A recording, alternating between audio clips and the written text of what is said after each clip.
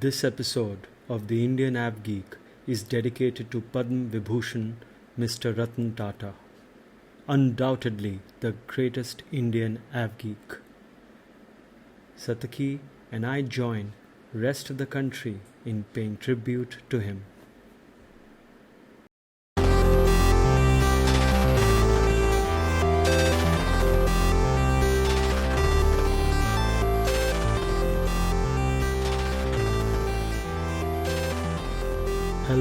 Hello, my fellow geeks.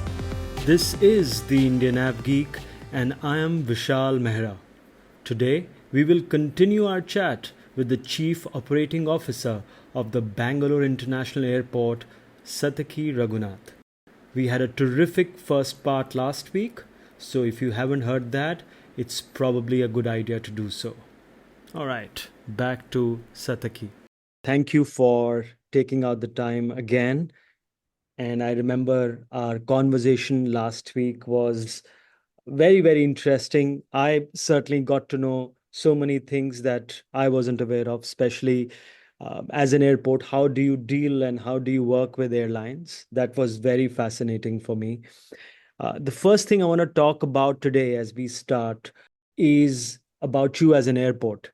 And from that perspective, how is it working with Fairfax from your perspective? It's a great question. And I think one of the things that really has allowed us to thrive and flourish has been how fantastic Fairfax and Siemens both have been as investors. When I came on board, Fairfax had just invested in Bangalore Airport, and their share at that point was 48%. Subsequently, they've raised it to 64%, and Siemens holds the other 10%. And I think what has been incredible has been how open Fairfax have been in terms of putting a management team in place, empowering Hari, who's the MD and CEO, and allowing Hari and the management team to just get on with doing what they do well, which is running a world-class airport. And it would be remiss of me not to also acknowledge the part Hari has played in terms of setting up a management team and a group of people who've really genuinely been committed to the growth and success of the airport. And I think leadership and the culture starts from the top. And both Prem Vatsa, who owns Fairfax, and his team out of both Toronto and India, the Siemens team out of Germany and UK, and our team here have been very, very focused on making sure that we run a world-class operation, making sure that we put customer experience first, making sure we do the right thing with respect to our values and our vision and mission. So in every one of those ways, I think it's been exceptionally eye-opening for me in terms of how wonderfully they've allowed things to flourish. Having said that, I will also say that, the government of Karnataka and the government of India have also been wonderful, absolutely, truly wonderful. And I say this in complete seriousness because Bangalore is one of those airports in India which is unique in the sense that the chairman of the board of Bangalore Airport is the chief secretary of the Karnataka government at any given point.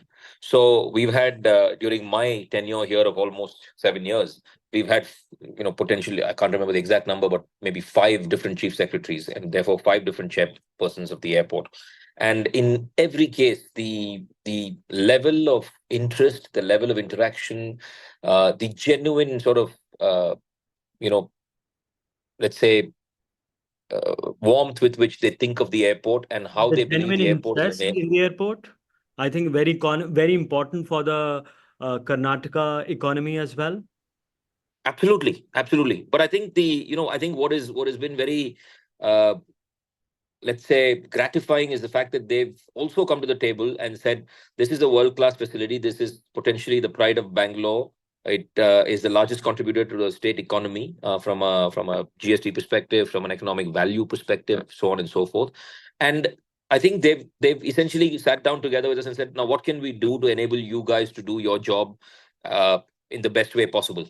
And they've really helped in every way in terms of asking the right questions, in terms of facilitating conversations, in terms of working with the management team to say, how can we sort of help things get done, so on and so forth. So, for instance, we spoke about the Air India MRO deal, right, and the whole hub in Bangalore. I think the government of Karnataka played a very strong role in terms of making sure that they sat down with us and said, we're very interested in making sure this happens, that this succeeds. And therefore, what can we do to also sit down with the Tata Group to ensure that we commit from our perspective to supporting in every way possible. The recent investments in Foxconn and in Doddaballapur, which is not very far from the airport, also was driven by the government of Karnataka. And they sat down with us, made us sit down with the Foxconn folks, talk about our cargo and freight facilities. So in every way, I think they're interested in saying, how can we get more investment here? How can we use the airport, which is one of those things that is something that we can talk about as being truly world class. How can we work that into the economic conversation? How can we work that into the overall value proposition of the state? So it's really been eye opening. It's been absolutely positive and fantastic. And I think I've learned a lot in terms of working with the bureaucrats here at both the state level and also at the national level in terms of how enabling they've been. So I think, Fairfax, Prem being what he is and the way he views the world and his really incredible ability to support people. And I think from Prem's perspective, he doesn't invest only in companies, he invests in the management. And that's been absolutely true. And he's just truly been wonderful. And I can't say enough good things about both Prem and the wider Fairfax and Siemens Group and GOK and Government of India. I've really not uh, dealt with such a group of investors before, and it's just been magnificent. Sataki, all industries are getting impacted by the arrival of the young consumer. In the airport space, also, especially with so many young people staying and working and studying in Bangalore, how do you see that impacting your business? Do you have any special initiatives for the young traveler, and other travelers also from a marketing standpoint, at the airport? Yeah, so Vishal, very, very interesting question. I think not just about the young traveler, but about travelers in general today. And I think more and more people are traveling, as I said before, especially in a you know in a, let's say, growing environment such as Bangalore, cosmopolitan environment such as Bangalore, where we've got what such a large number of people with so much disposable income. And I think from that perspective, we're catering not just to Gen Z, but to passengers and consumers at a wider level. And I think from a marketing perspective, we do three or four things that are quite interesting. So we work on building brand reputation, where we work towards building a strong and reputable brand identity for BIAL, which is the company that operates the airport. And I think through targeted marketing campaigns and communication, we showcase our services to all of our stakeholders, including whether they're airline partners or cargo partners or vendors, government bodies. Typically anybody in the ecosystem and employees of the airport community. A second thing that we do is position the airport as a destination. So the fact that BLR Airport is not merely a transit point, but a destination in itself. And through innovative marketing initiatives, we aim to showcase what unique experiences and opportunities could be available within our premises, inviting not just travelers, but also visitors to explore and engage with all of these offerings that we have. And one example is the quad that I think we've spoken about before, which is outside Terminal 1, and we're building a bigger one outside Terminal 2. But for instance, over the course of the last month, we had a competition there called Croaking, which meant that you could come and do, it was a karaoke competition. And so many different people came out there and engaged. And there was so much talent. And it was not just people from Bangalore, but from other places too. And the finale was held on 28th of September, and there were prizes, great prizes as well. So we do events such as that and position the airport as a destination. We also think about encouraging experiences, so curating memorable experiences for everybody who steps foot in the airport. So whether that's through interactive events or personalized services, our marketing efforts are geared towards creating moments that leave a lasting impact and sort of resonate with a wider audience. So if you think about our BLR airport taxi that we've launched just now, and that is something that we've curated, we've launched, and that's something that passengers can hire in the city and come directly to the airport, for instance. And then educating and engaging the audience. So we empower our stakeholder audience through campaigns that educate them about the latest development, services, and amenities. We also, I think, unlike a lot of other places that I know, we work with them on training programs. So if you look at all of our concessionaire staff, we work with them in order to create and curate that training program because we are trying to make sure that the passenger experience or the consumer experience end to end, once you set foot within the airport, and ideally in the longer term, even as you book a ticket, that end to end experience is wonderful. And therefore, what we're trying to do is ensure that we can, get them to do more and get them to think about the airport in the same way, in a seamless way, without any sort of interruption in that service quality and the service delivery. So, in a sense, all of our brand building and marketing initiatives are not just about promoting our services, but they're about shaping perceptions, inspiring engagement, and redefining the airport experience as a whole. I also, by the way, heard the Bangalore airport anthem a few days back, and I really enjoyed it. Really great job by your team, and I think Ricky Cage Yeah. in putting that together. Really, really nice. Um, So I think that would have absolutely. I think Ricky did an incredible job. It would fall into that category that we call building the brand reputation. So I think that was something the entire ecosystem participated in. I sort of overlooked that, but we had a competition when the anthem was released, and everybody across the ecosystem participated in terms of using that as the theme and doing a contest as well to talk about travel for, and we had great prizes. So we do various things, and I think the marketing department has also done an incredible job in positioning us in the right way. And it has so many benefits, not just in terms of encouraging the airlines to come, but also just to think about the airport differently. Absolutely. I think your marketing has been one of the best in the country, and absolutely, compliments to your team for that. Sataki, for many airports, besides Delhi and Mumbai, the hindrance in international connectivity is bilateral rights and Mhm. recognition as a port of call in those bilateral agreements. From your perspective, from Bangalore's airport perspective, how are you tackling this? So I think this happens at multiple levels.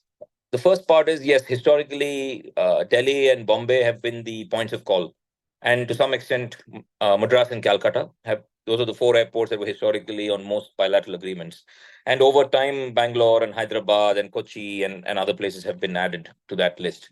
And we still suffer from the fact that on many of these, or on a number of bilateral agreements, Bangalore Airport, for instance, is not even on the point of call. So we're working with the ministry. We are working to sort of change that and make sure that we're included as a point of call in most bilateral agreements, or in wherever possible.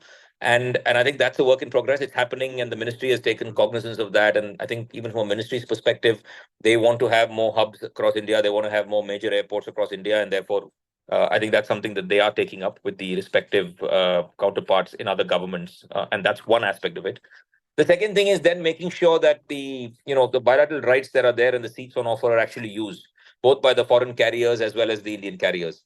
And I think that is also happening slowly but surely. I think where the foreign carriers have exhausted and Indian carriers have rights, the Indian carriers are starting to use them. And then when in cases where both sides have exhausted their rights, I think then it's clearly a case of there's so much demand that you need to allocate more rights, and then it becomes a process of negotiation. And I think both the foreign governments and the Indian government are doing that on quite regularly. So we constantly engage with them. We tell them where we believe there's traffic potential, where we believe there's the ability to drive that growth, and so on and so forth. But there's an interesting point to this as well. I think today we, as a country, India receives a very, very small amount of foreign tourist arrivals. I mean, considering what we have to offer as a nation, I think the number of foreign tourist arrivals in India is very, very small. And that is the cause for concern. I think most of the travel is driven by Indians going abroad. And I think we've got to also change it to make sure that there are more foreign tourist arrivals into India. And this is something that all of us need to work on. And it's not just about the airline bringing the passengers here, the airport, or the airport wherever in India being great. I think we need to do more to make sure that the wider end-to-end experience is fantastic. So if when a foreign tourist arrival comes in, is there a great service potentially to a downstream place? For instance, if it's a wildlife destination, if it's a cultural destination, if it's a destination which has some significance, let's say coffee. In Karnataka, there are three things, right? You could do wildlife, and you could go to Bandipur, Nagarhole, any of these places. You could do coffee and go to Chikmagalur or Coorg. You could do history and culture and go to Badami, Aihole, Hampi, any of these places. But let's say you were a foreign arrival into Karnataka. I think what we need to do a better job with is how do you then make sure that the experience from not just arriving on the great foreign airline or the Indian airline into Bangalore airport and having a good experience at the airport, but that translates into more that we can do with respect to going to these places. So what can we do with respect to better uh, travel options to these places? What can we do at that place to have better rooms and better facilities? What is there to see? How is it facilitated? So on and so forth. I think places and countries and parts of the world that have a fraction of what India has do a far better job than India does at marketing destinations.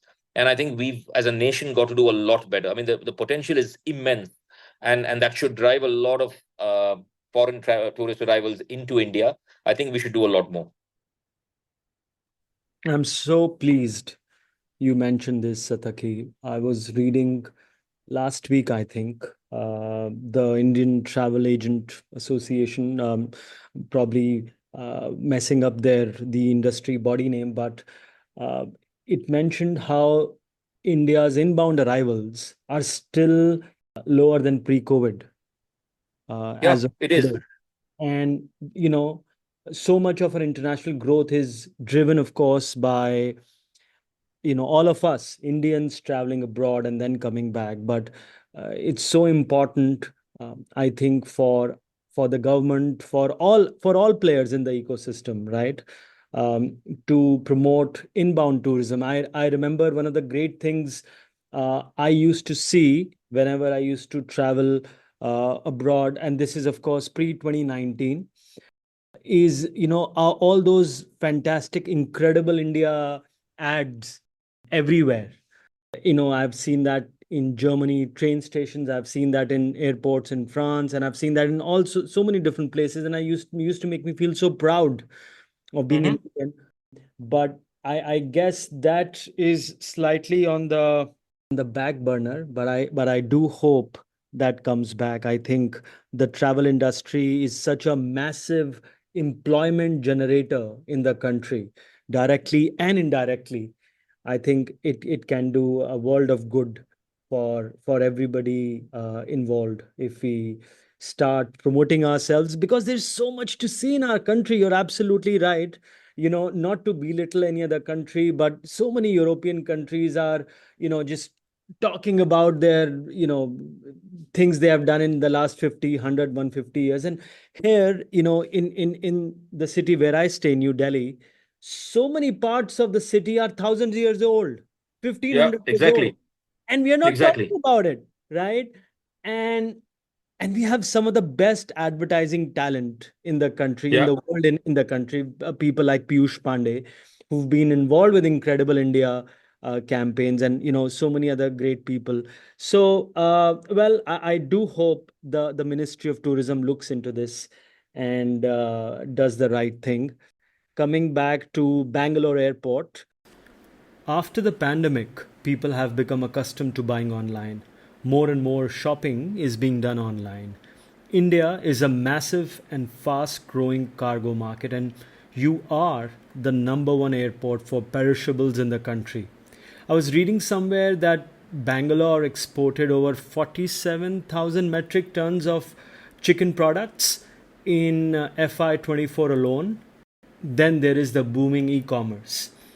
What are your plans for your cargo operations? So again, you touch on a very, very interesting revenue stream and economic stream. I think pre-COVID, we were doing well on cargo even before COVID. But I think during COVID, the realization dawned on everybody. I mean, the airlines, the airports, the wider logistics and supply chain industry, in terms of the fact that cargo was what kept everything flowing, and supply chains were what kept everything moving, and they performed such an incredible and important role during COVID, for instance. So in the last 4 or 5 years, I think the growth trajectory had started even before COVID, but I think it certainly got reinforced during COVID, and our growth has been quite phenomenal. So today we are about 13% of India's overall cargo. We are about 31% of uh, South India cargo, and that's quite a huge number at an overall level. So our cargo numbers last year were about 440,000 metric tons, which is fantastic. This year, the first 6 months have been phenomenal. I suspect that we will end the year somewhere between 480 and 500,000 metric tons of cargo this year. So it's just really been quite incredible. And one of the aspects in that has been perishable cargo. So I think our cold chain facilities are superb. We've got some of the best facilities here at Bangalore Airport.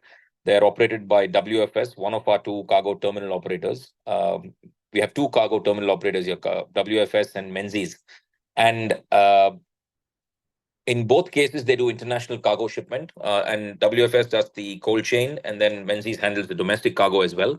And the growth and the infrastructure investments that we put into place over the last 10 years have really paid off. So we invested in fantastic cold chain facilities. We tied up with the right partners in order to make sure that we have end-to-end temperature control with a number of different initiatives. We made sure that we had a lot of connect into the hinterland. So not just from Karnataka, but even from neighboring states, people brought their perishable cargo here to Bangalore to export. And we have a lot of stuff that goes out into Europe, into Australia, into the Middle East for onward transmission into into the US, and so on and so forth. So whether it's fruits like mangoes during mango season, whether it's flowers during some season, whether it's eggs and poultry during some season, the growth of perishable cargo has been fantastic. Last year, we did over 60,000 metric tons of perishable cargo. And I think it's just a great story.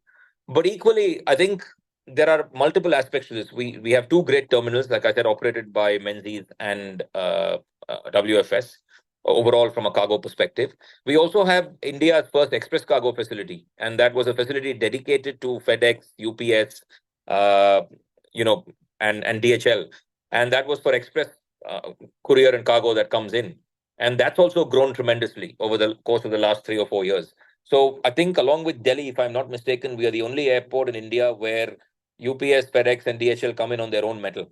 So we've got all of them serving Bangalore Airport. And with the recent announcement of the investment on the Foxconn site, for instance, in terms of making chips and making components for electronics and things like that, I think that area is likely to see a significant amount of growth as well. So that's been great. And we've been the first airport to invest in an automated truck management facility on the airport. So what that means is we've partnered there with Shell. We've got India's first on-airport facility where trucks come in, take a token, and wait there, and then they're called to the cargo terminals. So it's really improved in terms of going to the terminal at the right time, not congesting the cargo roads, not congesting the loading and unloading areas in the cargo terminals. So it's almost like you get a prearranged time to come in there, and you go there, and you can then either unload or load your cargo. And what it also does is it allows the drivers to take rest. There are restroom facilities, there are wash facilities, there's a restaurant there, and they can take they can take a breather, and they can actually wait to be called. So that's been an interesting development over the course of the last few years. And finally, I think we've gone digital completely. So our entire cargo ecosystem is paperless. So along with Kale, we delivered India's first what's called the airport cargo community system, which meant that end to end everything was digital. So today, anybody who's either shipping or receiving cargo, the entire process is digital. There's no paper. And even from an environment and sustainability perspective, that's a great outcome. People have full visibility end to end. They're able to track everything. And a number of these initiatives have meant that our cargo business has really succeeded and thrived, not just during COVID, but in the 2 years following that. And I think that story is only likely to grow. So today, our capacity is about 715,000 metric tons at the airport across all the facilities that we have. We are in the process of commissioning a new domestic facility, which will be ready by the end of this year. That will be run by Menzies. They're doing that. And then there is an AI SAT new logistics warehouse park that's coming up on the northwest side of the airport. And that is going to add about 370,000 square feet of grade A office space and warehousing. And that will mean that we will increase that capacity as well. So I think over the course of the next, say, 5-10 years, we'll be handling somewhere, hopefully, between a million and 1.5 million metric tons of cargo through the campus. And who knows? If it grows further, then even better. But I think cargo has certainly been another great story as far as the growth potential of the airport and the industry is concerned. And I think if you look at what the Prime Minister has said about growth and about where he sees India likely to be in 2047, uh, a lot of that is going to be driven by cargo and logistics growth as well. So as India connects better and better, as our public infrastructure and the ability to move goods and essential services gets a lot faster and a lot more efficient, I think you're going to see huge benefits in terms of what it does from an economic perspective. And I think that's probably manifested also in the fact that more and more Indian airlines. I mean, earlier we had only Blue Dart, if you remember. I still love watching the Blue Dart 757s, by the way, as probably all AvGeeks do. It's one of the few airlines which operates a 75, which is a magnificent plane. And I think if you look at Air India, if you look at Indigo, everybody is also moving to cargo. They're converting some aircraft to cargo, I mean, P2F conversions. And I think that bodes well for the industry. And then we've got Amazon with QuickJet. We've got other players coming in. I think individual cargo players. And so I think the both the appetite for cargo, the belief that air cargo really has a role to play in a country that's growing at our pace. All of this has meant that there's going to be huge potential from a cargo and logistics perspective. 757 is indeed one of my favorite aircrafts, as is 340, which we don't see much of these days. Going from number one to zero, actually, what are your plans to achieve net zero at Bangalore Airport?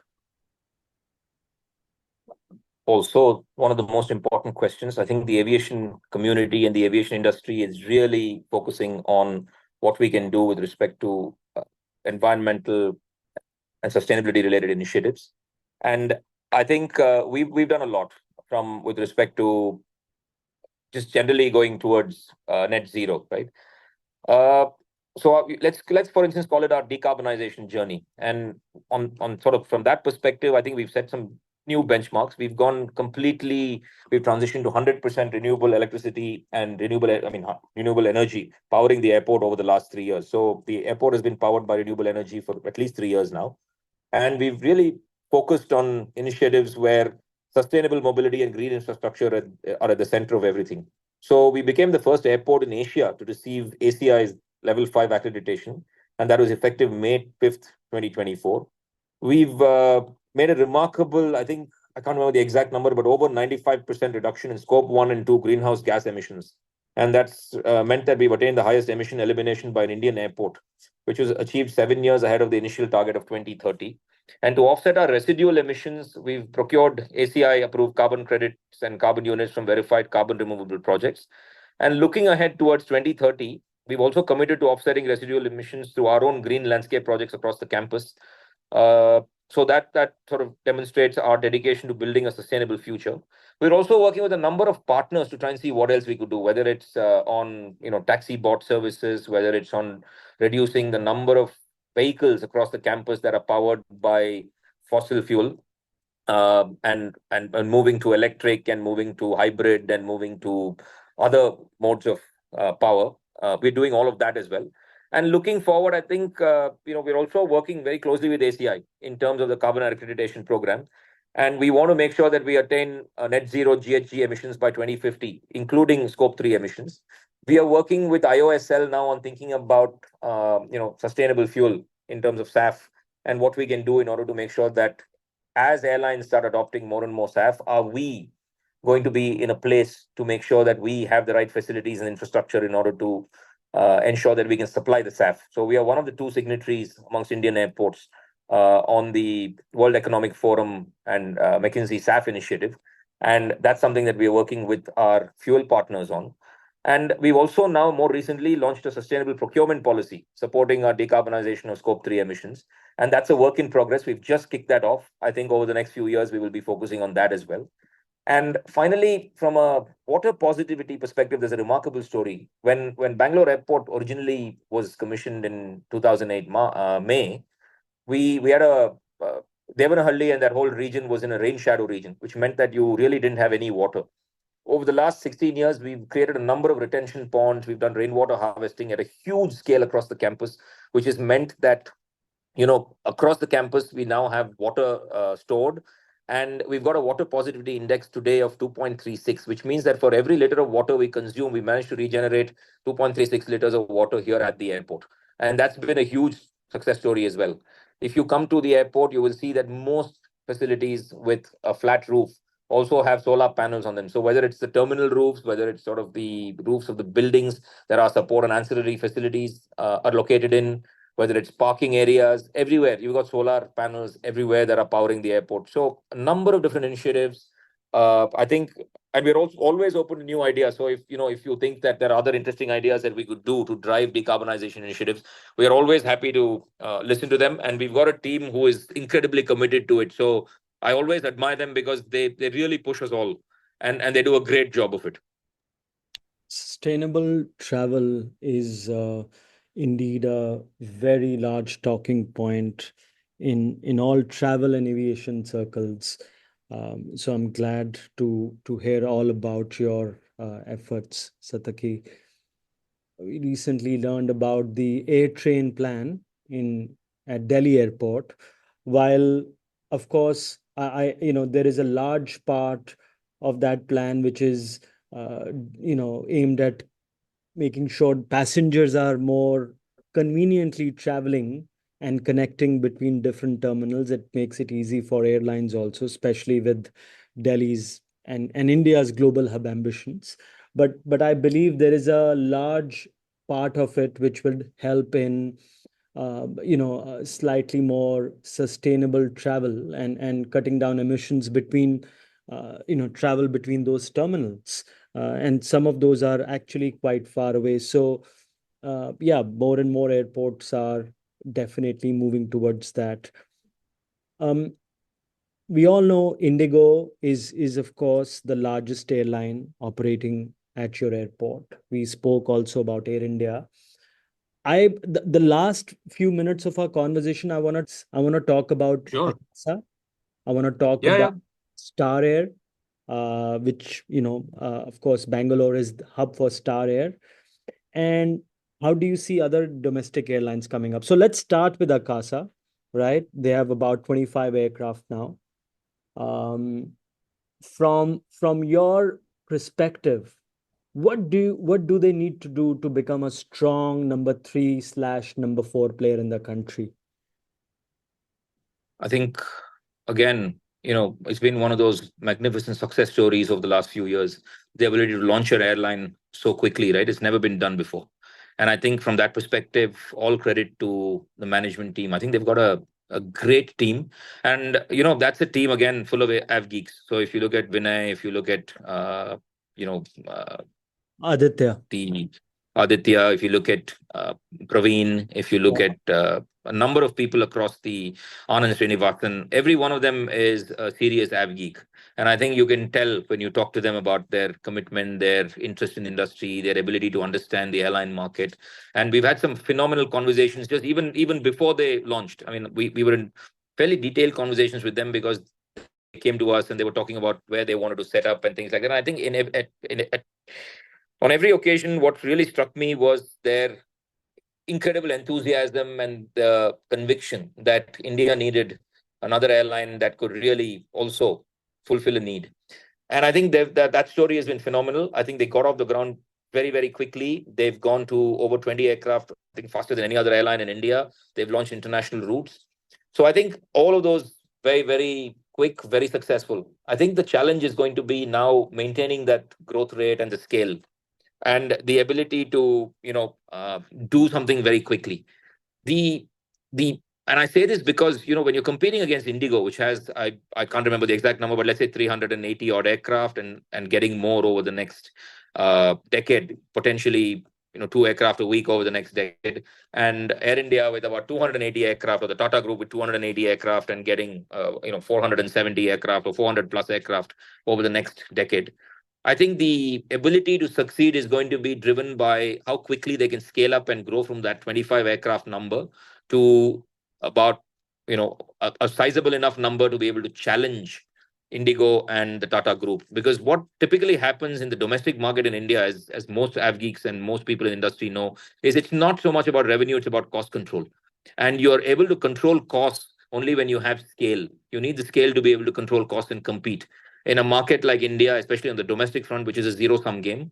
So I think the ability to succeed is going to be driven by the ability of Akasa to control those costs, and that can only be done with scale. So I'm hoping that this Boeing crisis blows over quickly, because I think the biggest risk to Akasa is the fact that Boeing can't get the aircraft to them fast enough, and things get delayed and they just don't have enough scale to be able to compete. I think that's the challenge.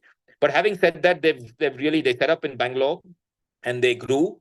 And then I think when Go collapsed, they saw some opportunity in Bombay and they sort of moved some capacity to Bombay, which I'm not thrilled about, but I can understand why they did it. So that's fine. But I think we are looking forward to having them back in Bangalore at a much larger scale. So I think over time, they really have the ability to be the third largest carrier in India and the third largest or the third most important player at BLR Airport, for instance. On the issue of Star, I think, again, super interesting. I like what they do. I think they have a different model to a lot of the other airlines. They have a different aircraft type, which connects smaller markets, thinner markets, and does so with some very interesting city pairs. I think, again, they're doing well. I mean, I don't have all the access to any of their financial numbers, but they look to be expanding. I meet Simran, who's the CEO, every now and again, and I think from his perspective, the secret is going to be, again, being able to grow and scale. I think they've done a lot out of Bangalore, and not just Bangalore. I think they've done some very interesting markets out of Hyderabad, out of Delhi, out of other tier two and tier three cities in India. And there's some of the city pairs are fascinating. I mean, who would have thought that Jamnagar, for instance, would be connected to Bangalore? Some of these, I love it. We are connected to Hindon, we are connected to Jamnagar, we are connected to some very, very interesting places. And I think more power to Star Air and the ability to connect like that. If they can tie up with some interesting international carriers to also feed, or have the right partner with an even an Indian airline, I think there might be some interesting possibilities there. So it would be good to see. And finally, I think Fly 91. Again, very interesting, based out of Mopa. They've started doing more. I think it's an interesting model with ATRs. It serves a lot of tier two and tier three potential. So that would be interesting to see over the next few years as well. This has been incredible, Sataki. I just want to say one thing before we wrap up. I'm seeing this on my screen as we record, and I'm not looking for a comment or a reaction from you, but there's an Australian podcast, there's an Australian channel, SBS, and the Australian podcast is saying that Air India plans to launch a new service to Melbourne from the southern part of India by the end of 2024. Interesting times ahead, certainly. And we are so So thankful. I will respond to that, because it's the first I'm hearing of it. So if it's true, great. I love the idea, but I haven't. I mean, I'm being genuinely, I'm honest here. I haven't I'll share the link with heard you. anything. No, I've seen it too. I've seen that link. So it's not that I've not seen it, but I've Okay. not heard anything. So Okay. so I mean, if it happens from Bangalore, hey, nobody's happier than I am. So no, love the idea. Absolutely. On that note, thank you very much again, Sataki, for talking to us over the past 2 weeks, 2 episodes. It's been brilliant. And we hope to chat with you again soon. Our best wishes to you, to your team, and everybody at Bangalore Airport. Thank you and keep doing great work. Thank you, Vishal. It's just been an absolute pleasure and a privilege to sort of talk to you over the last couple of weeks, and also to all the exchange of thoughts before that, and understand from you what drives the Indian AvGeek community, and how passionate everybody has been, and how enthusiastic everybody is. I think heady times for Indian aviation. But I think I'm going to just leave this with one rider. I think with all this growth, the one part that we are still, I think, which is the dark spot, or the part that's missing, is employment and talent, in terms of the fact that I think we're just going to have to tackle that very quickly as well. Because with all this growth, you're going to need some really good people, and a lot of really good people. And I think that is the piece that nobody has yet answered for me. And I think if we don't tackle that piece as well very, very quickly, we run the risk of not being able to grow as fast as we could grow and really disrupting all of this potential growth. So I think, I hope there's a lot of investment and thought going into uh, how you invest in talent and make sure more and more people get into the industry. Absolutely. I have one last actually question to ask you. Um, I'm sorry, but I have to now. Just got reminded of it. You travel to a European airport like a Manchester or an Amsterdam or a Zurich. There are AvGeek areas, right? You can go to the terrace or you can go to this open area and watch airplanes. I know the situation, the security situation, etc., is much more complicated in our country, and we face different challenges than those countries do. But um, I would only request you from the AvGeek community side, if at the airport you can do anything to make it easier for AvGeeks to do some plane spotting, etc. I'm sure you'll try your best. Yeah, I mean, I think I'm hope Devesh and others are listening to this because we talk about this all the time. I think we want to do it. We are working and we are talking with the authorities. It is complicated, as you know, because of the security situation. But we are working with them, and I'm hopeful that soon enough something can be done. It is certainly very high on our agenda, and as an enthusiast myself, I often in my informal conversations with the authorities, I keep telling them, I would be the first person out there taking pictures and enjoying aircraft take off and land. It's one of the great pleasures of my life. All over the world, I've done it at San Francisco, at Heathrow, at Amsterdam, at Zurich, at Hong Kong. I mean, it's just been magnificent, and so many other European airports. So I would certainly love to sort of be part of this, and it is something that we are working on. These things take time, but I'm hopeful, and I hope to have some good news for all Av geeks soon. And with people like you at the helm, I'm sure we will. Thanks again. Have a great day and talk to you soon. Thanks, Vishal. Really appreciate it. Fascinating 2 weeks of talks with Sataki. I'm so pleased with the wide variety of topics we covered between both the episodes.